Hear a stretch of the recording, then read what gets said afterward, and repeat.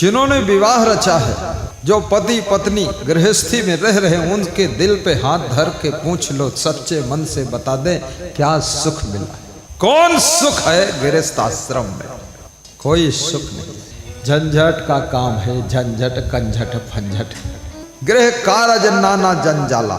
तुम किसी पुरुष के साथ में भाग जाओगी, तुम सोचती बड़ा सुख मिलेगा, सुख नहीं मिलेगा। जिस पुरुष के साथ भागी हो, ये भी एक दिन डोकरा हो जाएगा, बीमार होगा, कमजोर होगा, लकवा अटैक होगा, कैंसर होगा, रोग होगा, व्याधि होगी। जो अभी देख रही हो गलफलवा, ये गलफलवा सब गलपचका हो जाएगा। और तुम जिस लेडीज के साथ भागे हो ना, ये लेडीज इतनी बीमारियां आएंगी, गुप्त बीमारियां, प्रकट बीमारियां, इतने रोग, कमर दर्द, टांग में दर्द, पीठ में दर्द, दर्द में दर्द, शुगर की बीमारी, दुनिया भर का भोंडर इलाज कराने वाला कोई नहीं मिलेगा। और ज्यादातर जो ये लोग प्यार करते हैं, व्यभिचार करते हैं, ये सब धोखेबाज होते हैं। ये बीच ही में छोड़कर किनारे हो जाते हैं, इसलिए इनके लफड़े में फंसना मत। सब सावधान हो गए, ताली बज गई, अब कोई नहीं फंसेगा। पूरा बिहार कंप्लीट हो गया। अब निकलो झारखंड की ओर, प्रवचन सुनाओ गुरुजी, यहाँ का तो काम हो गया पूरा।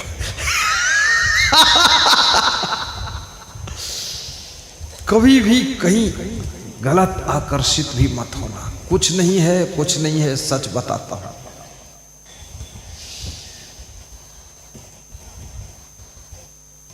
सृष्टि का संचालन करने के लिए विवाह की आवश्यकता है। हर व्यक्ति तो साधु नहीं बन सकता है, तो मर्यादा पूर्वक विवाह कीजिए। और पति पत्नी, एक पत्नी व्रत एक पति व्रत का पालन करते हुए गृहस्थी में लक्ष्मण रेखा को खींच करके उस मर्यादा और मान सम्मान की रेखा के अंदर रहिए और भक्ति करते हुए गृहस्थी पूरी कीजिए। कभी मन को फिसलने मत दो, मन को संभालो। ये काम वासना की आग, इसको धधकाओ मत, कंट्रोल रखो इसको। चूल्हे के कंट्रोल में जब आग रहती है तो आग भोजन पकाकर सबको खिला देती है, और जब आग चूल्हे की सीमाओं को तोड़कर पूरे घर में फैल जाती है तो घर और घर का सामान और घर वालों को भी जलाकर राख कर देती है। इसलिए वासना की आग को भी एक कंट्रोल में रखना चाहिए। बोलिए सदगुरु भगवान की जय, परम पूज्य सदगुरु असंग सरकार की जय। क्रोध की आग को भी कंट्रोल कीजिए। बहुत क्रोध नहीं आना चाहिए, थोड़ा लिमिट में बच्चे को डांटना था, जितना आवश्यक बस उतना ही डांटिए, थोड़ा कम ही डांटिए। तादाद से ज़्यादा नमक डालोगे सब्जी में बीपी हाई हो जाएगा। तादाद से ज़्यादा शक्कर खाओगे तो शुगर की बीमारी हो जाएगी। तादाद से ज़्यादा क्रोध करोगे पूरा परिवार तहस नहस हो जाएगा। पत्नी से गलती हुई है, थोड़ा डांट दीजिए, बस थोड़ा विचार करके। ऐसा नहीं कि पत्नी के पीछे गड़ासा लेकर घूम रहे हैं, बिल्कुल परशुराम का फरसा कि अब तेरे टुकड़े टुकड़े करूंगा, खंड खंड करूंगा, फिर अखंड रामायण पढ़ूंगा। ऐसा नहीं, क्षमा भी कर दीजिए। अरे हो गई भूल, चाहे जैसी भूल हो, क्योंकि सारा संसार तो भूल का ही संसार है। माफ करना पड़ेगा, गम खाना पड़ेगा, नुकसान भी सहना पड़ेगा, धन की हानि भी सहना पड़ेगा। आपके परिवार में कुछ लोग ऐसे हैं जिनके द्वारा मान सम्मान की हानि हो जाती है। कुछ गलत काम करते हैं, 3-3 पीढ़ियों का कमाया हुआ सम्मान भी खत्म कर देते हैं। वो सम्मान की हानि भी सहना पड़ता है। कोई कोई धन की हानि बहुत करते हैं, धन का नुकसान। अरे धन धन तो फिर कमा लोगे, अगर तुम्हारा पति ही नहीं रहा तो धन भी किस काम का होगा।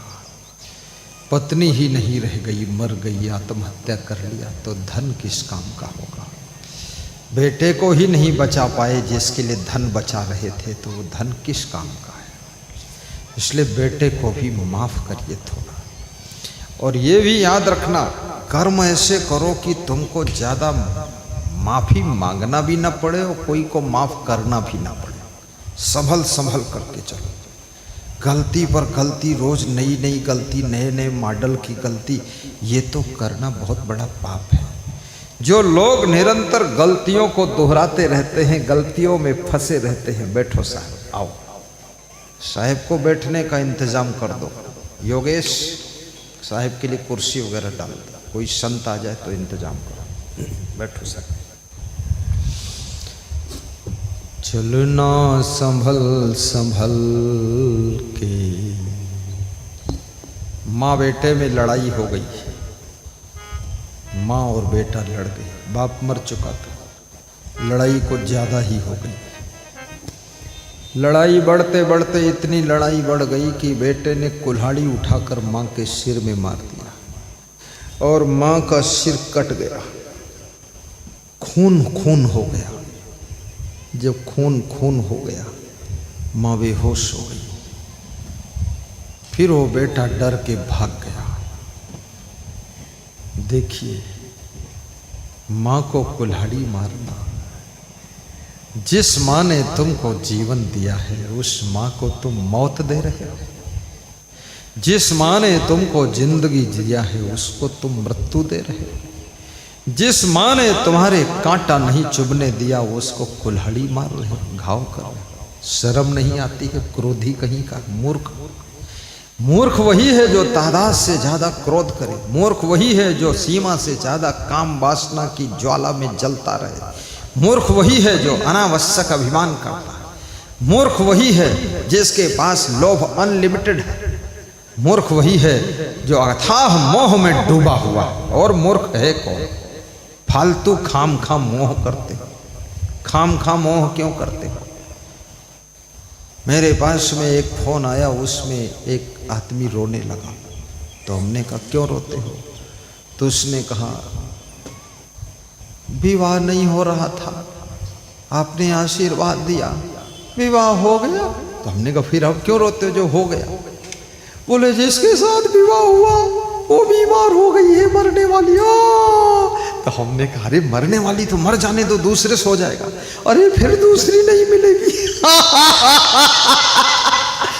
तो हमने कहा विवाह हो गया कि नहीं हुआ? बोले अभी लगन वगन वो हुई है, शुरू शुरू का सगाई वाला कार्यक्रम, पहले ही बीमार हो गई। कहाँ लोग कितना मोह में डूब जाते हैं, फालतू। जिसकी मौत जिस क्षण होनी है उसी क्षण में हो जाएगी। ये मृत लोक है, इस लोक का नाम अमर लोक नहीं है, इसका नाम मृत लोक है। यहाँ पर कोई भी शरीर से अमर नहीं रहता है। कबीर साहब ने जगत की नश्वरता का परिचय कराते हुए बीजक में कहा है, गए राम में आओ गए लक्ष्मणा, संग न गई सीता सीधना, गए राम में और गए लक्ष्मणा।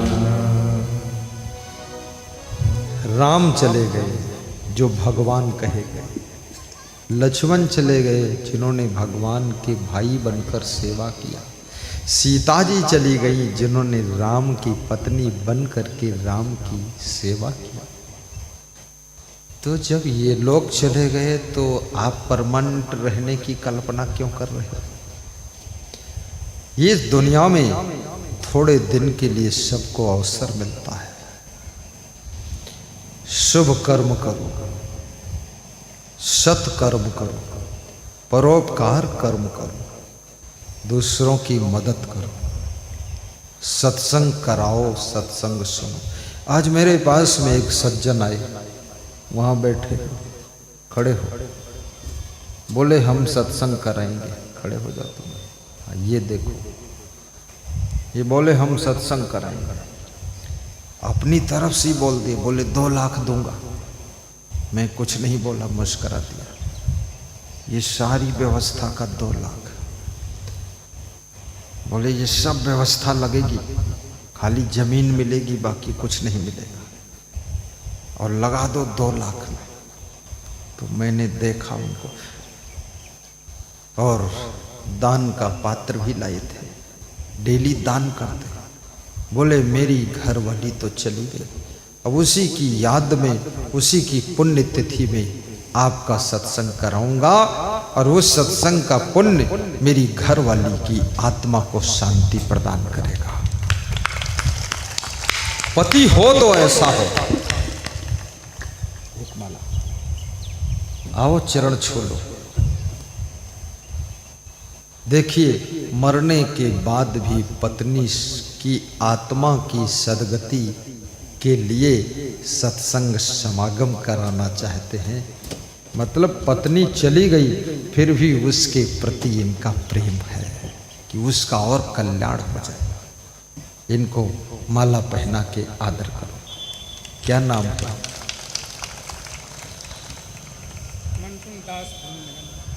मंटुन दास भीमनगर से आए हैं।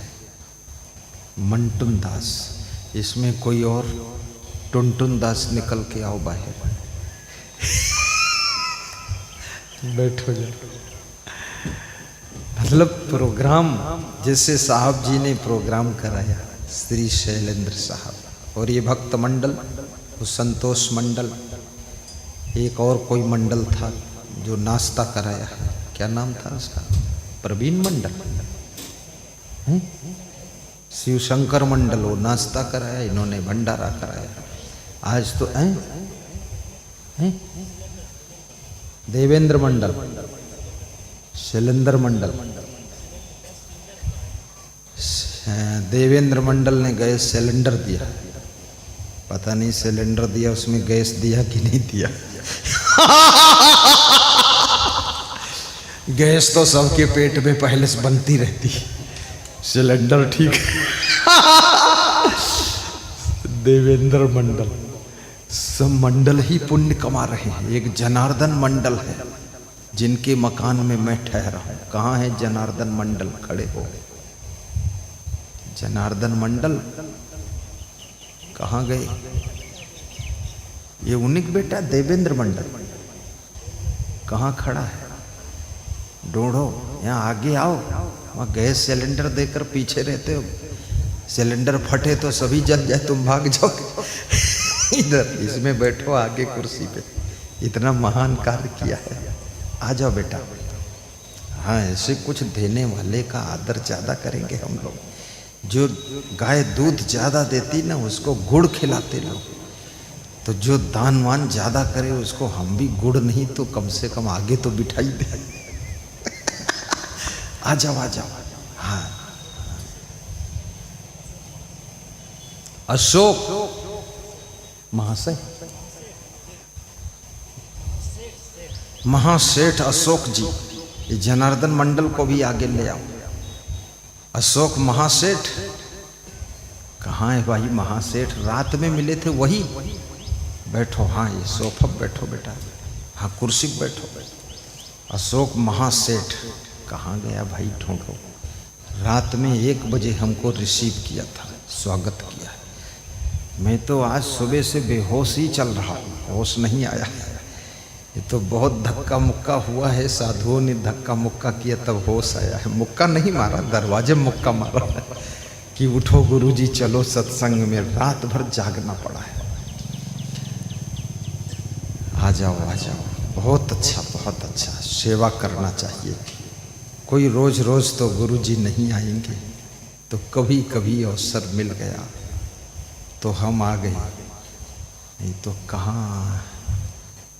पत्ता टूटा डार से ले गई पवन उड़ाए, और कहें कबीर जो अब की बिछुड़े बहुर मिलो कब आए।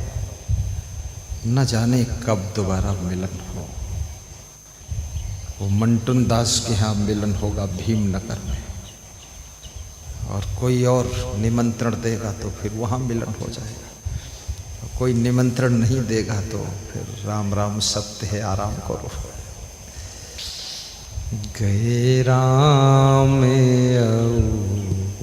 गए लक्ष्मण, संग न गई सीता जैसी धना, गए राम और गए लक्ष्मणा। जाति कौरवे लागू नबारा, गए भोज जीने साजल धारा। कौरवों को संसार से जाते देर नहीं लगी, वार नहीं लगा, यानी देर नहीं लगी। 100 भाई थे कौरव, फटाफट फटाफट मर मर के चले गए। कीचक 100 भाई था, एक ही रात में 100 लाशें बिछ गई। भीम ने 100 को अकेले मारा। सोचिए, काम वासना की ज्वाला में जलता हुआ कीचक का दिल अपने 99 भाइयों को भी मौत के मुंह में ढकेल देता है। द्रौपदी के सौंदर्य को देख करके कीचक का मन फिसल गया और कीचक ने जबरदस्ती द्रौपदी को पकड़ना चाहा। बस इसी बात से भीम ने रात में कीचक को पटक पटक कर मारा। उसके 99 भाई बचाने के लिए आए तो उनको भी क्रमशः मार डाला, 100 लाशें बिछा दिया। देर नहीं लगी 100 भाइयों को जाने में। इसलिए याद रखना, ये काम वासना की आग करोड़ों को जलाकर राख कर चुकी है। अब इस आग में तुमको नहीं जलना है, बल्कि इस जलती हुई आग को त्याग और वैराग के जल से बुझाकर राख कर देना है। बोलिए सद्गुरु भगवान की जय। गए राम गए लक्ष्मणा। राम भगवान संसार छोड़कर चले गए। धना, सीता जैसी नारी, सुकुमारी, राजा जनक की बेटी, राजा दशरथ की बहू, भगवान श्री राम की धर्म पत्नी, वे भी संसार छोड़कर चली गई। इनसे सीखो, संसार छोड़ने से पहले संसार में तुमको अपनी सुगंध छोड़ देना है। दुर्गंध नहीं छोड़ना, सुगंध। जैसे आज राम को श्रद्धा से याद किया जाता है, कम से कम 100 साल तक तो तुम्हारी याद रहेगी। मीरा की भक्ति की सुगंध, शिवरी की भक्ति की सुगंध फैली हुई है। तुम्हारी भी भक्ति की सुगंध फैलनी चाहिए। संत श्री मेहीदास भगवान की भी सुगंध फैली हुई है। आज उनका शरीर तो नहीं है, लेकिन उन्होंने जो त्याग तपस्या किया, साधना किया, उसकी सुगंध करोड़ों के दिलों में वास कर रही है। कबीर की सुगंध करोड़ों दिलों में खुशबू दे रही है। इसलिए ज़्यादा नहीं तो अपने गांव भर में तो सुगंध रहनी ही चाहिए। इंसान की खुशबू रहती है, इंसान बदलते रहते हैं, दरबार लगा रह जाता है, सुल्तान बदलते रहते हैं, सुल्तान बदलते रहते हैं। दिल्ली की संसद तो रहती है पर प्रधानमंत्री बदल जाते हैं, मंत्री बदल जाते हैं। किस प्रधानमंत्री ने अपने काल में क्या किया, कितना किया है? कितने प्रधानमंत्री तो दुर्गंध फैलाकर चले गए। कितने प्रधानमंत्रियों ने कुछ नया बड़ा किया ही नहीं। कितने प्रधानमंत्री ने तो अपना ही सब बना लिया, जगत का कुछ ख्याल किया ही नहीं। कितने प्रधानमंत्रियों ने समग्र दृष्टि से बहुत बड़ा विकास किया और आज जीते जी भी उनकी सुगंध है और दुनिया से जाने के बाद भी सैकड़ों वर्ष उनकी खुशबू फैलती रहेगी। ऐसी खुशबू छोड़ कर जाओ। संत जीवन में साधु भेष धारण करो, सुगंध फैलाइए, दुर्गंध न फैलाइए। साधु भेष पहनने के बाद विषय भोग मत कीजिए, ब्रह्मचर्य का सही पालन करिए। माताओं बहनों का सम्मान रखिए। वो तो संसारी जीव है माता बहन, उनका मन कहीं मोहित भी हो सकता है, लेकिन संत महात्मा को अपने ज्ञान के द्वारा उनके मन को भी निर्मल बनाने की कोशिश करना चाहिए और अपना मन कभी मैला नहीं होने देना चाहिए। क्योंकि हे संत भगवान, तुम ही तो हो जो मन मंदिर को निर्मल बनाने का ठेका लिए हो, इसीलिए हम तुम्हारी सेवा करते हैं। हे संत भगवान, हम तुम्हारे चरण इसलिए छूते हैं कि हमारे आचरण सुंदर कर देना। हम तुमको नमन इसलिए करते हैं कि तुम हमारे मन को सुमन कर देना। हम तुमको वंदन इसलिए करते हैं कि तुम हमें चंदन जैसा शीतल कर देना। और हम तुमको प्रणाम इसलिए करते हैं कि हमारी जिंदगी का परिणाम सुंदर बना देना, कोई गलत परिणाम ना आने पाए, इसलिए हम आपका सम्मान करते हैं। दीपक जलाकर हम आरती इसलिए करते हैं कि आप मेरे भीतर बुझे हुए ज्ञान के दीपक को जला देना, भीतर का अंधकार मिटा देना। हम आपको दीपक जलाकर आपका आदर कर रहे हैं, आरती कर रहे हैं। आरती खामखा नहीं है, ये बाहर का दीपक हमारे में जलाने की सामर्थ्य है, लेकिन हमारे भीतर जो दीपक ज्ञान का बुझा है उसको तुम जला दो। इसलिए हम बाहर का दीपक जलाकर बाहर की राह में उजाला कर रहे हैं। आप मेरी जिंदगी में भीतर ज्ञान का दीपक जलाकर और जिंदगी की गलियों में रोशनी कर देना, ताकि हमारी जिंदगी कहीं भटक ना जाए, भटकने ना पाए। जिंदगी में रोशनी करना है। मेरे दिल में ज्ञान दीपक जल गए, मेरे दिल में ज्ञान दीपक जल गए। तेरी रोशनी से सब अंधेरे मिट गए। तेरी रोशनी से सब अंधेरे मिट गए। मेरे दिल में ज्ञान दीपक जल गए। मेरे दिल में ज्ञान दीपक जल गए। जिंदगी में अज्ञान का अंधकार बढ़ता ही जा रहा है। अज्ञान तिमिरांधस्य ज्ञानांजन शलाकया चक्षुरुन्मीलितं येन तस्मै श्री गुरुवे नमः। हे गुरु भगवान, अज्ञान के तिमिर को मिटाने वाले तुम सूर्य हो। तुम मुझे ज्ञान के नेत्र देने वाले गुरु भगवान हो। ज्ञान की आंखें खोल दीजिए, मुझे वह रास्ता दिखने लग जाए जिस रास्ता पर चलने के लिए मनुष्य का शरीर प्राप्त हुआ है। ये मानव शरीर कोई साधारण शरीर नहीं है।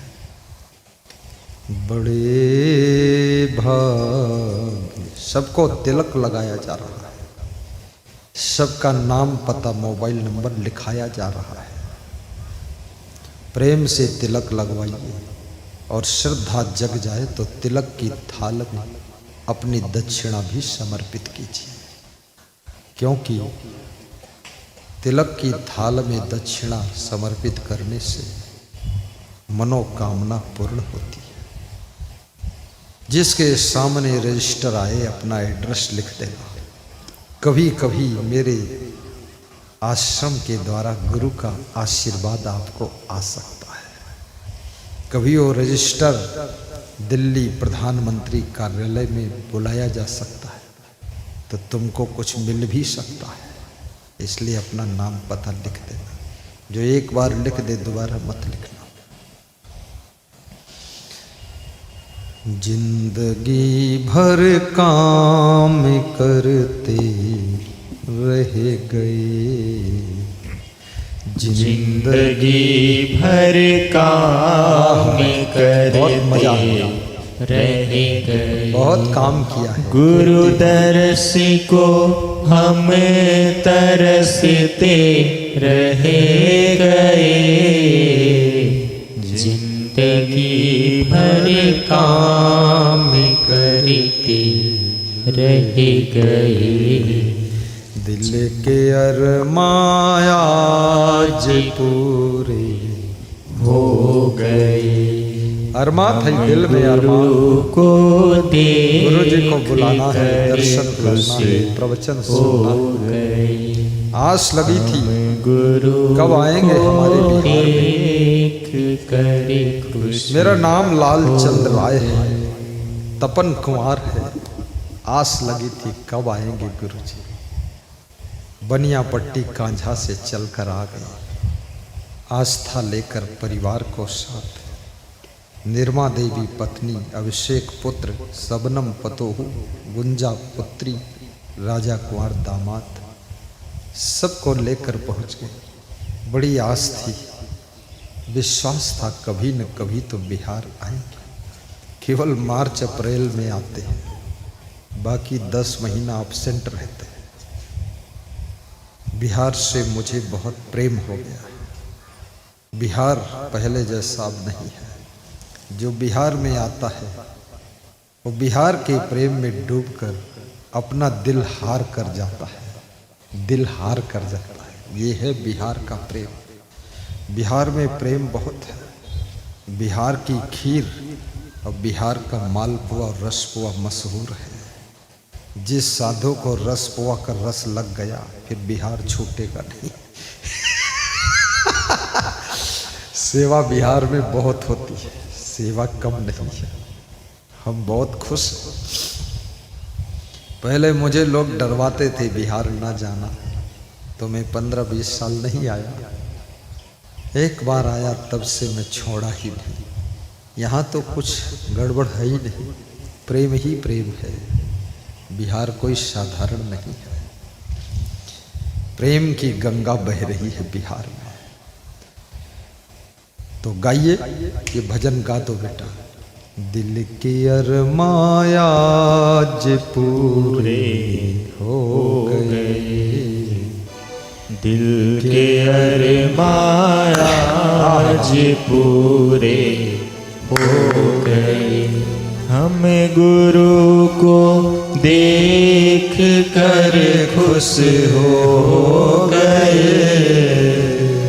हम गुरु को देख कर खुश हो गए।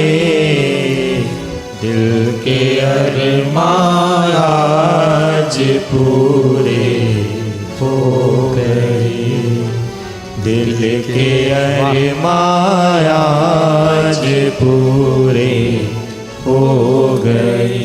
जिंदगी जिसने गवाई पाप में, जिंदगी जिसने गवाई पाप में, 184 में भटकते रह गए। 184 में भटकते रह गए। हम गुरु को देख कर खुश हो गए। सद्गुरु को देख कर खुश हो गए।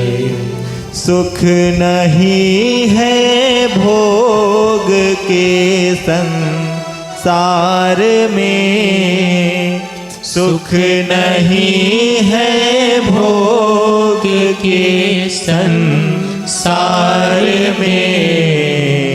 सब तजे गुरुदेव मुझको भाग गए।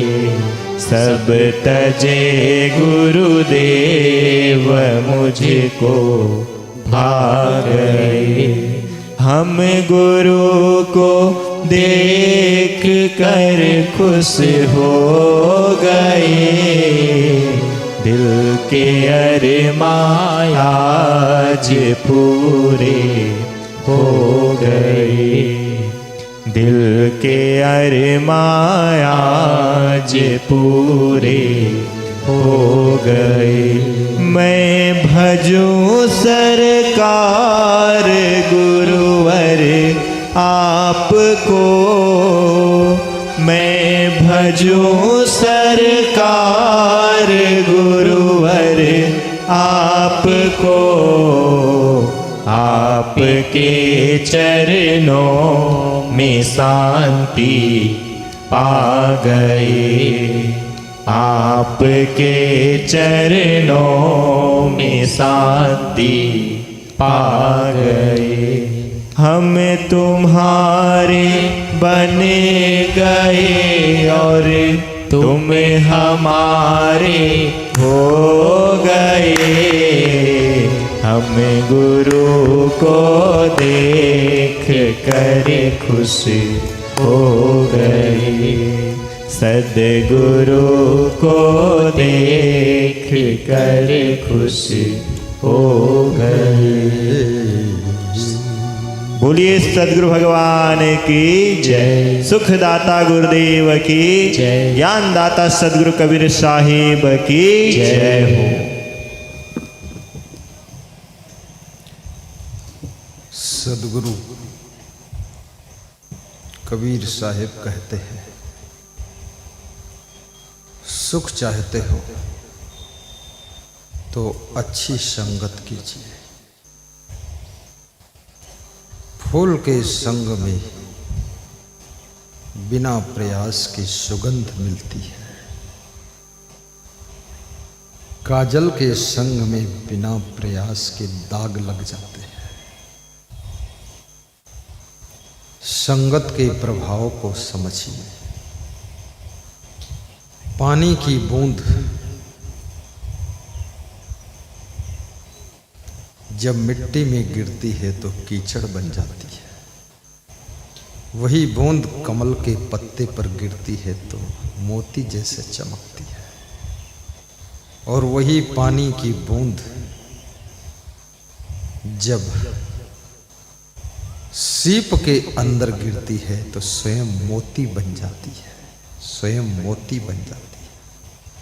और वही पानी की बूंद गरम तावा के ऊपर गिरती है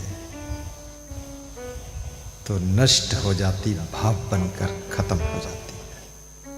याद रखना, तुम तो वही हो, लेकिन किसकी संगत में तुम पहुंच गए हो।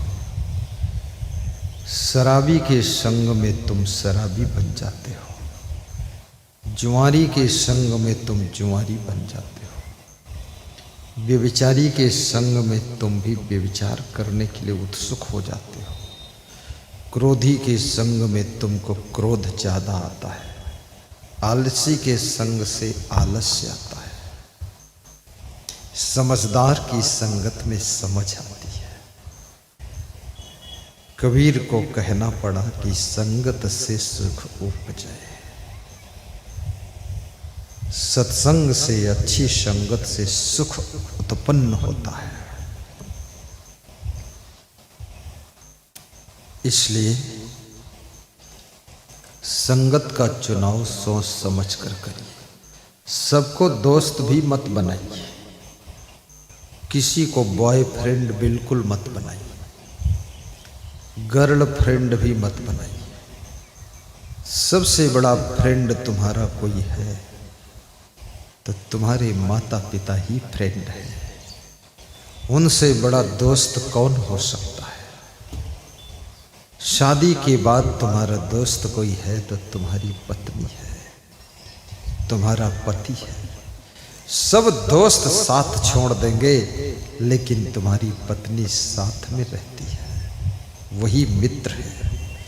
तुम्हारा पति साथ नहीं छोड़ता, मित्र है। भाई से बड़ा तुम्हारा मित्र कौन हो सकता है। तुम्हारी माँ से बड़ा तुम्हारा कौन फ्रेंड हो सकता है। बहुत ज़्यादा सहेली और जलेबी मत बनाइए।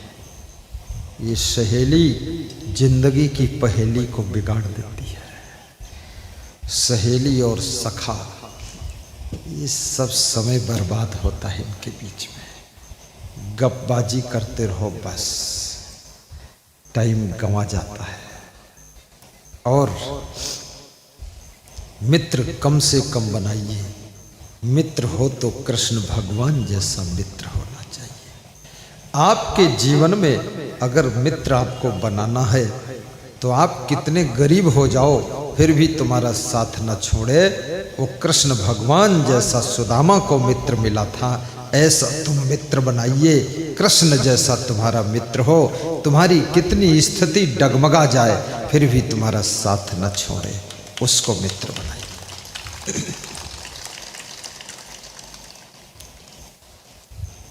दूसरा मित्र अगर बनाना है तो कर्ण जैसा मित्र बनाइए।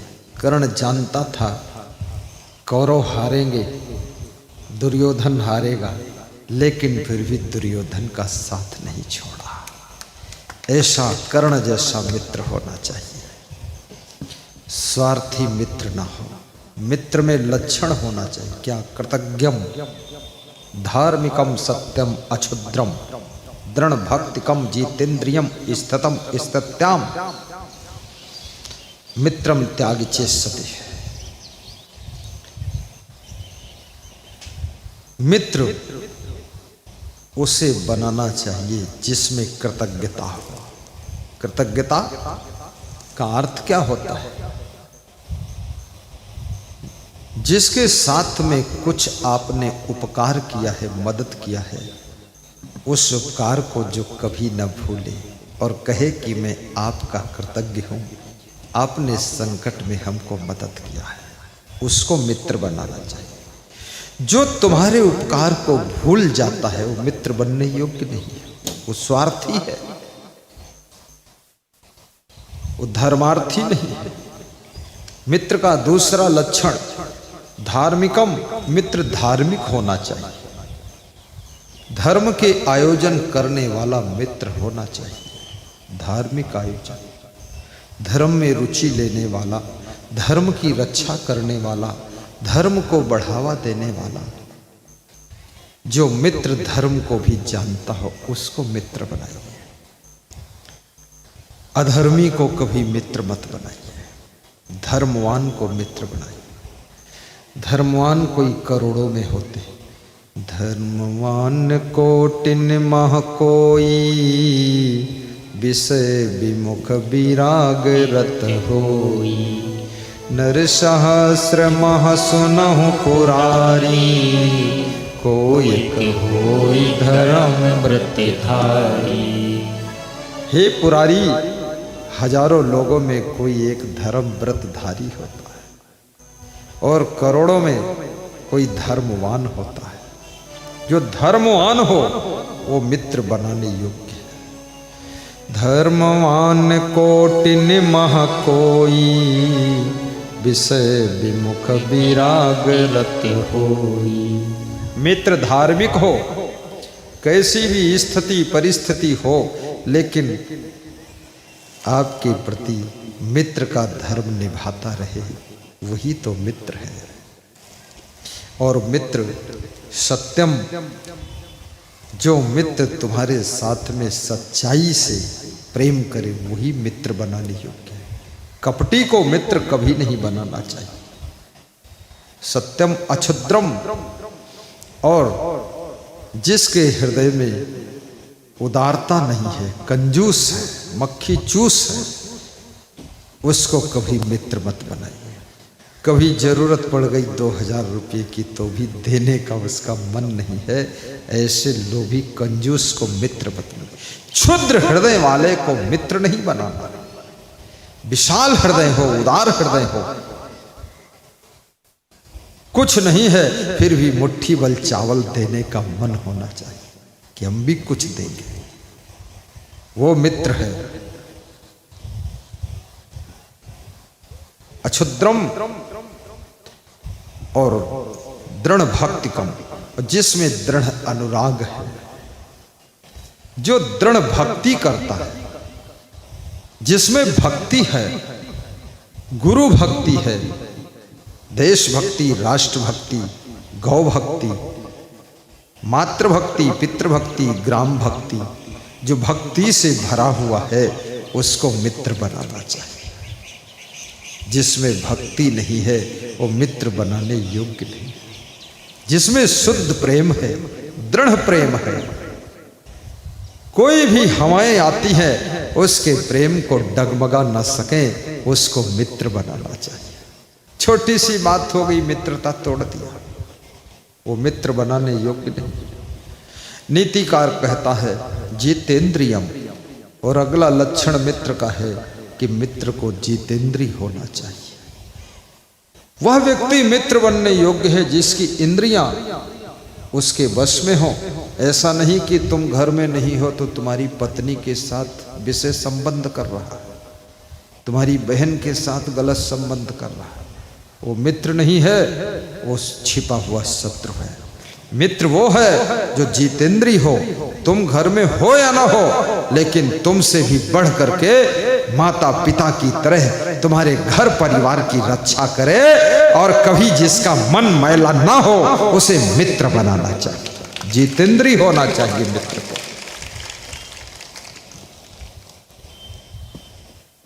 कितने लोग मित्रता इसलिए करते हैं तुम्हारी बहन को बिगाड़ने के लिए, तुम्हारी बेटी को भ्रष्ट करने के लिए। मित्रता की आड़ में कामवासना का कपट चल रहा है, तुम्हारी पत्नी को भी बिगाड़ देते हैं।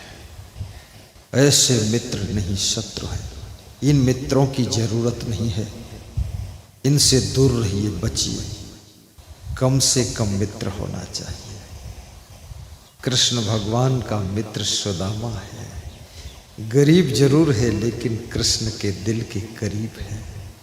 सुदामा का मित्र भगवान कृष्ण बन गए और एक ही मित्र से जिंदगी चल गई। इसलिए मैं कहूँगा, मैंने तो अपने गुरु को ही मित्र माना। गुरु मेरा मित्र है। पिताजी मेरे मित्र थे, हम दोनों आपस में बात करते थे मित्रता जैसी। मेरा मित्र मेरा बाप, और कौन मित्र हो सकता? उनसे अधिक भला कौन मेरा चाहता है? उनसे बड़ा हित चिंतक कौन है? पापान निवार्यति योजयते हिताय गुह्यम निगोहत गुणान प्रकटी करोति आपत गतम च न जहाति ददाति काले सन मित्र लक्षणदम प्रविदंत संता। डूबते हुए, आपत्ति में फंसे हुए की मदद करने के लिए जो पहुंचे वही सच्चा मित्र होता है। जो पाप के कार्यों से हमको दूर करे और पुण्य के कार्यों में हमको भरपूर डुबा दे वही मित्र होता है। जो हमें आकर्षित करके सत्संग में जोड़ दे और जो कुसंग से हमको मोड़ दे और गुरु के चरणों में लाकर बिठा दे वही हमारा मित्र है। याद रखना, वर्तमान में संत भी हमारे मित्र होते हैं। गुरु हमारा परम मित्र है। गुरु सारी बुराइयों से तुमको छुड़ाकर और सत्संग से जोड़ता है। जिसने सत्संग कराया है वो सब मित्र हैं आपके। ये शैलेंद्र साहब भी मित्र की तरह हैं आपके, और ये संतोष मंडल, देवेंद्र मंडल, जनार्दन मंडल, और ये पूरा गांव, वो महासेठ, क्या नाम था उसका महासेठ का, अशोक महासेठ हैं? लिख के दे दो आप लिखो, नहीं हम तो यही भूल जाएंगे। योगानंद यादव, कमाल है। अरे पूरा गांव ही है, ये सब मित्र बन गया और सत्संग कराया। आपने सत्संग कराया, मेहरबानी आपकी। आपने सत्संग कराया, मेहरबानी आपकी। आपने सबको बुलाया, मेहरबानी आपकी, आपने सबको बुलाया। मेहरबानी आपकी, आपने अपना बनाया। क्या बात है। मेहरबानी आपकी, आपने सत्संग सुनाया। मेरा भी मेहरबानी। मेहरबानी जोड़ दिया लाइन उसने, हमने सत्संग सुनाई, मेरी भी मेहरबानी। आपने सत्संग सुनाया। मैं तो खुश हो गया, मेरी भी मेहरबानी हो गई।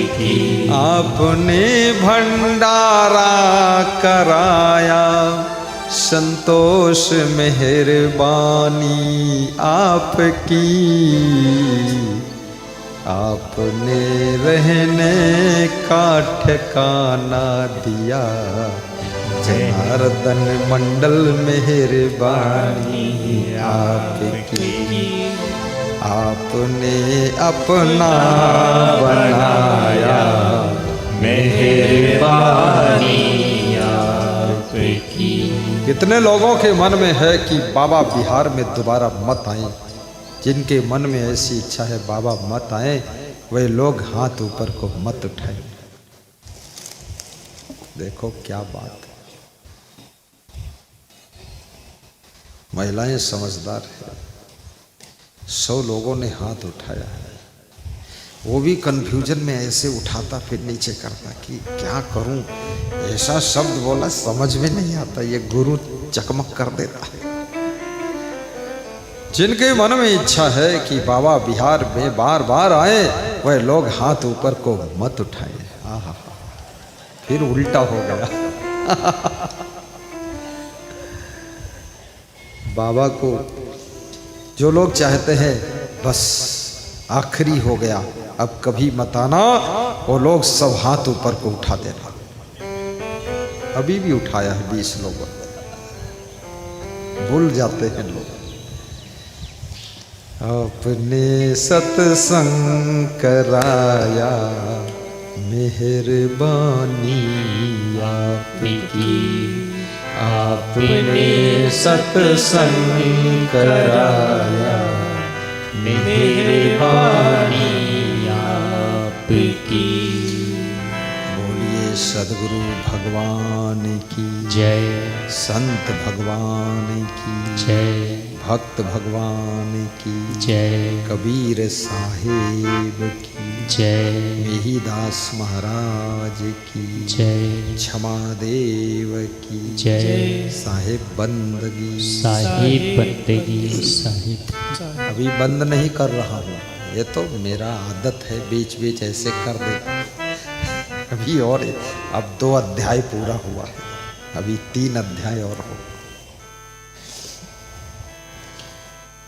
संगत से सुख उपजे, कुसंगत से दुख हो। सद्गुरु भगवान कहते हैं कि जो कुसंग करता है उसके जीवन का सुख भी दुख में बदल जाता है। जिंदगी के फूल भी कांटे बन जाते हैं। कुसंग में जाने से भाग्य भी दुर्भाग्य में बदल जाता है। याद रखना,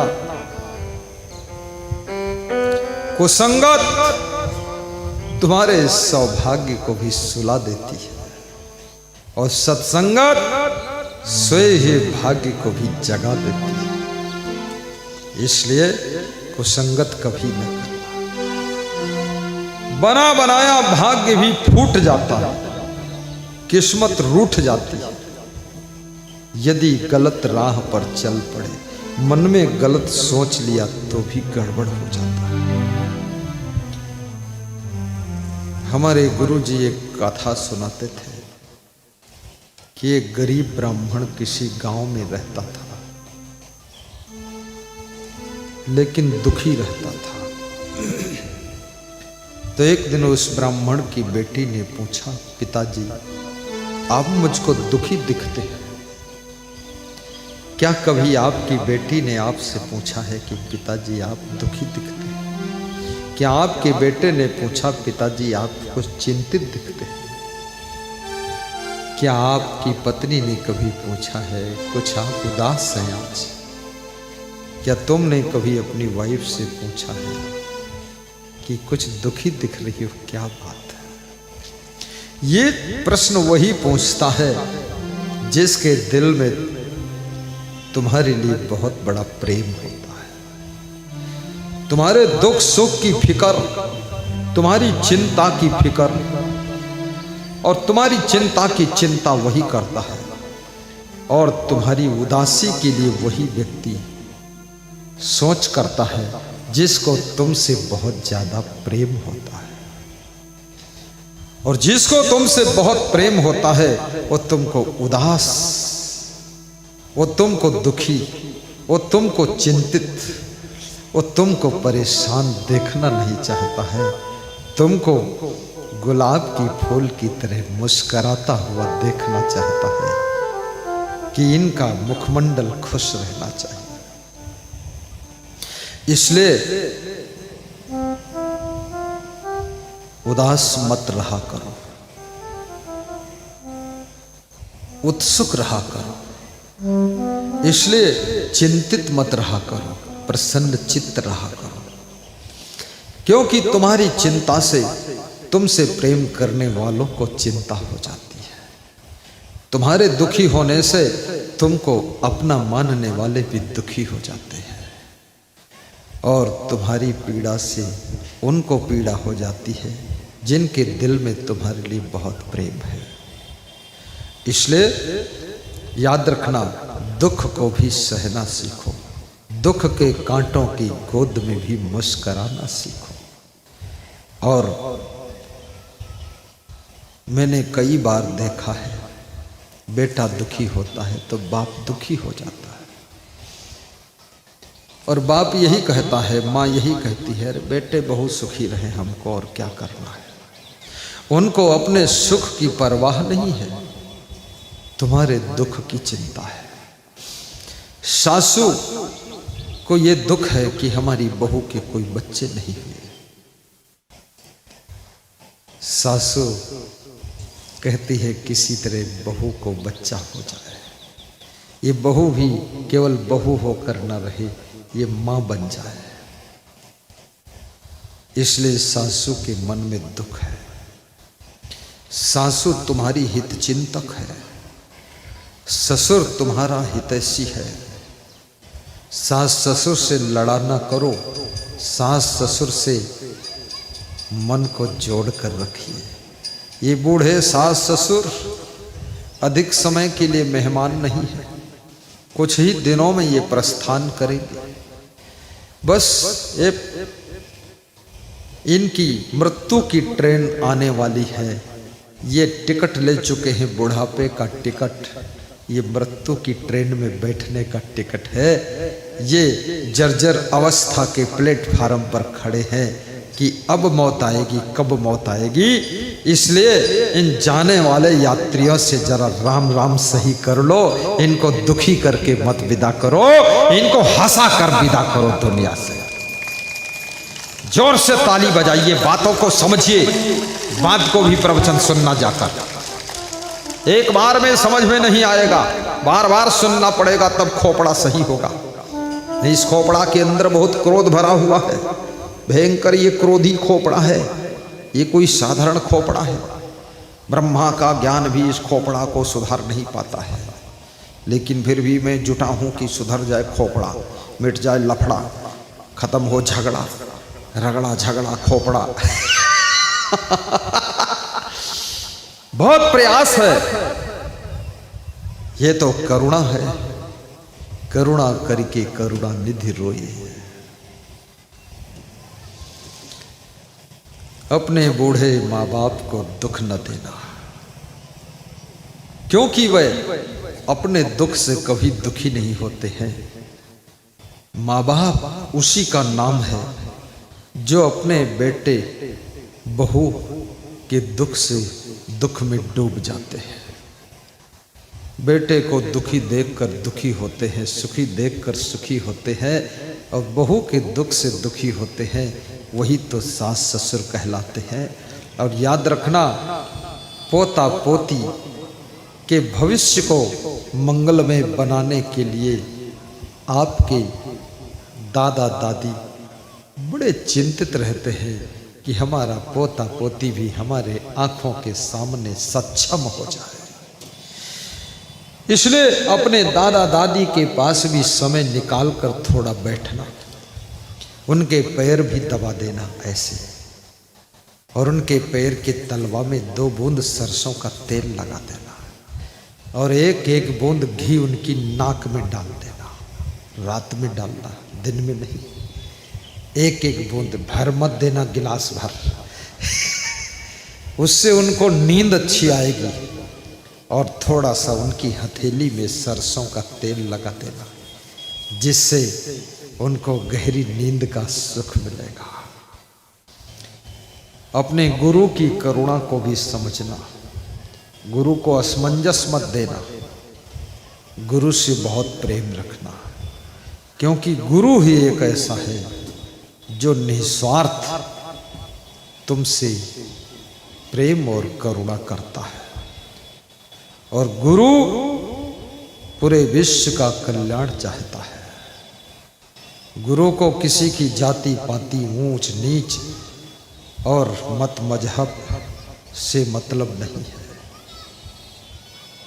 गुरु को तो केवल मानव नहीं, पशुओं के लिए भी करुणा है, चिड़ियों के लिए भी करुणा है, मछलियों के लिए भी करुणा है। गुरु बार बार कहता है मछली मत खाना, बल्कि मछली को आटे की गोली खिलाना।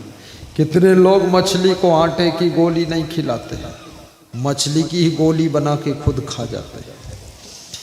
और कितने लोगों से मैं कहता हूँ, अरे चिड़िया मत खाना, वो चिड़िया के पंख और पैर और चोंच नहीं खाते हैं, बाकी सब खा लेते हैं।